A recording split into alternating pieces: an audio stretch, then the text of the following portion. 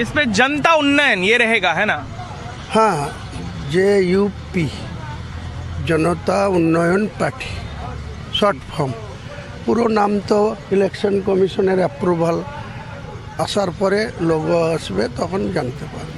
पश्चिम बंगाल की राजनीति में इस वक्त ऐसी हलचल शुरू हुई है जो आने वाले 2026 के विधानसभा चुनाव की तस्वीर बदल सकती है। एक तरफ ममता बनर्जी की तृणमूल कांग्रेस अपनी पकड़ मजबूत करने में जुटी है, तो दूसरी तरफ उन्हीं के खेमे से निकले एक कद्दावर नेता ने खुली चुनौती दे दी है। जी हाँ, आपने सही अंदाजा लगाया।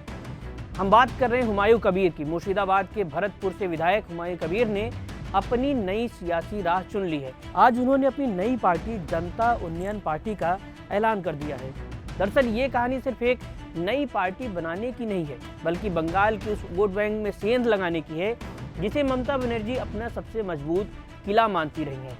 4 दिसंबर को जब टीएमसी ने हुमायूं कबीर को पार्टी विरोधी गतिविधियों की वजह से टीएमसी से सस्पेंड कर दिया था, तभी से ये साफ हो गया था कि कबीर चुप बैठने वालों में से नहीं है।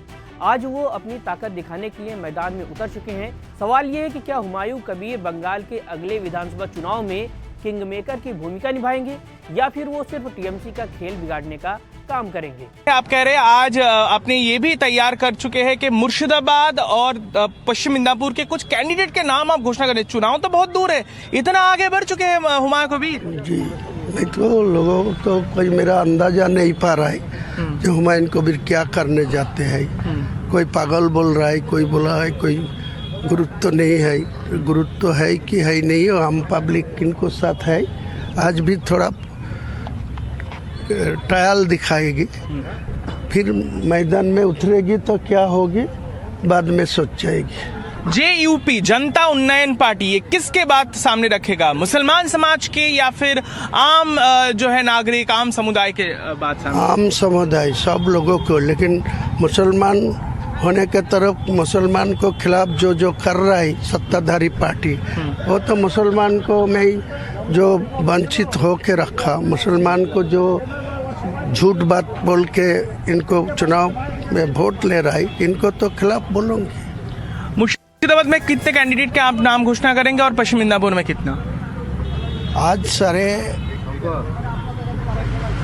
2, 4 और 1 5 भी हो सकता, 6 भी हो सकता। मुर्शिदाबाद 4 और पश्चिम मिदनापुर का खड़गपुर ग्रामीण का उम्मीदवार करेंगे। मेरा आखिरी सवाल, कल मोहन भागवत कोलकाता में थे, उन्होंने इस बाबरी मस्जिद के इशू को उछाला, खरी खोटी सुनाई। क्या लग रहा है अब आरएसएस के प्रमुख वो जो है इस पर प्रतिक्रियाएं दे रहे हैं? क्या इशारा, आप इसको किस तरीके से देखते हैं? मेरा गर्व हो रहा है जो सारा भारत का आरएसएस का जो महासचिव है, जो आधिकारिक है, जो सम्मानीय मोहन भागवत जी है, वो मेरा को लिए रिएक्शन दे रहा है। ये मेरा बहुत खुश लग रहा है।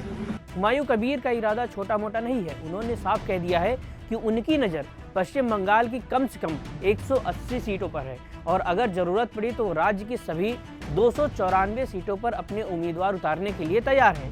उनका सीधा मुकाबला टीएमसी और बीजेपी दोनों से है। कबीर ने मीडिया के सामने एक बड़ा दावा किया है। उन्होंने कहा है कि उनका टारगेट 90 सीटें जीतना है।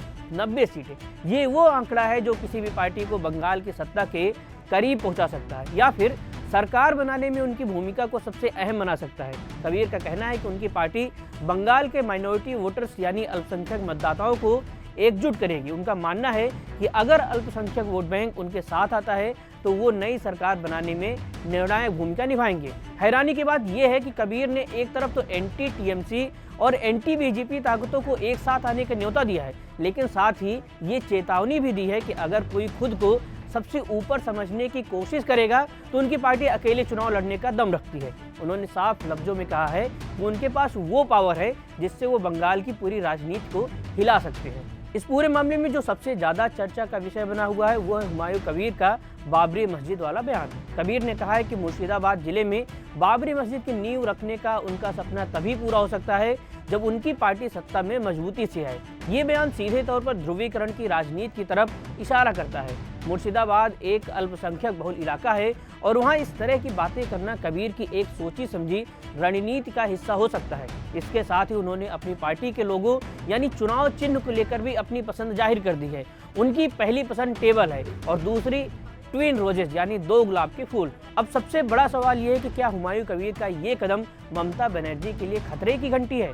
बंगाल की राजनीति में मुस्लिम वोट बैंक हमेशा से टीएमसी की जीत का आधार रहा है। अगर हुमायूं कबीर इस वोट बैंक का एक छोटा हिस्सा भी अपनी तरफ खींचने में कामयाब रहते हैं तो इसका सीधा नुकसान तृणमूल कांग्रेस को होगा और इसका फायदा किसे मिलेगा ये अंदाजा लगाना मुश्किल नहीं है। 2026 को चुनाव अब दूर नहीं है और हुमायूं कबीर की ये नई पार्टी बंगाल के सियासी समीकरणों को पूरी तरह से उलझा सकती है। क्या कबीर वाकई 90 सीटें जीत पाएंगे? क्या उनका ग्रैंड अलायंस का सपना सच होगा या फिर वो सिर्फ एक बागी विधायक के तौर पर ही इतिहास में दर्ज हो जाएंगे? बंगाल की राजनीति में अब हर दिन एक नया मोड़ आने वाला है और हुमायूं कबीर की ये नई शुरुआत उस बड़े तूफान की आहट हो सकती है।